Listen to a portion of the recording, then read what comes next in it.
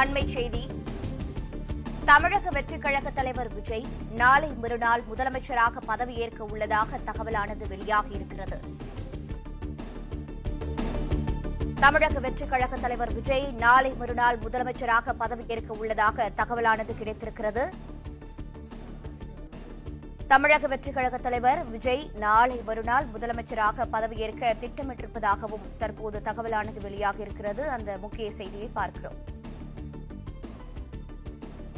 தமிழக சட்டமன்ற தேர்தல் முடிவுகள் நேற்றைய தினம் வெளியானது. இதில் தமிழக வெற்றிக் கழகம் 108 இடங்களில் வெற்றி பெற்று சாதனை படைத்திருக்கக்கூடிய செய்திகளையும் பார்த்தோம். இந்த நிலையில் தமிழக வெற்றிக் கழக தலைவர் விஜய் நாளை மறுநாள் முதலமைச்சராக பதவியேற்க திட்டமிட்டிருப்பதாக தகவல் வெளியாகியுள்ளது. நாளை காலை ஆளுநரை சந்தித்து ஆட்சி அமைக்க விஜய் உரிமை கோர இருப்பதாகவும் தகவல் வெளியாகியிருக்கிறது. விவரங்களை தர இணைப்பில் இருக்கிறார் செய்தியாளர் மகேந்திரன். மகேந்திரன், வணக்கம். மேலும் விவரங்களை பதிவு செய்யலாம்.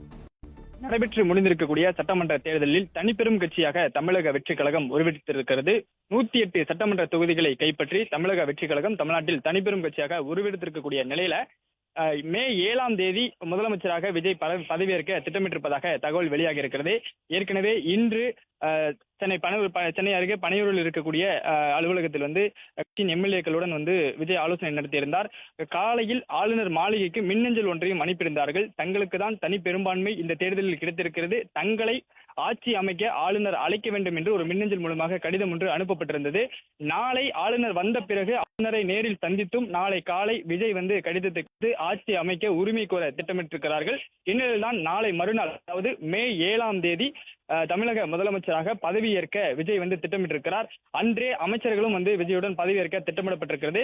தற்பொழுது அமைச்சரவை பட்டியல் தொடர்பாகவும் ஆலோசனை நடைபெற்றுக் கொண்டிருக்கிறது. சென்னை பட்டினப்பாக்கம் இல்லத்தில் விஜய் கட்சியின் மூத்த நிர்வாகிகளுடன் ஆலோசனையில் ஈடுபட்டு வருகிறார்.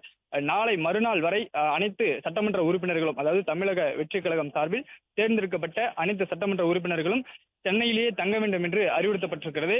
கட்சி சார்பிலேயே மகாபலிபுரம் தனியார் நட்சத்திர விடுதி புக் செய்யப்பட்டு அந்த நட்சத்திர விடுதியில் எம்எல்ஏக்கள் தங்குவதற்கு ஏற்பாடுகள் செய்யப்பட்டிருக்கிறது.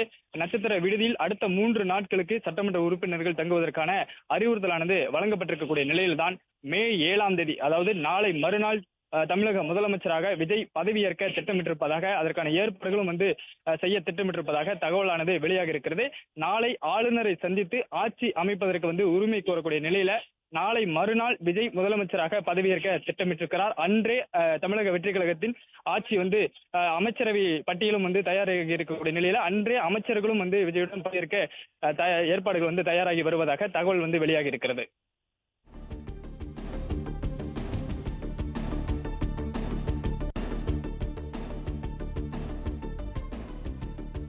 விவரங்களுக்கு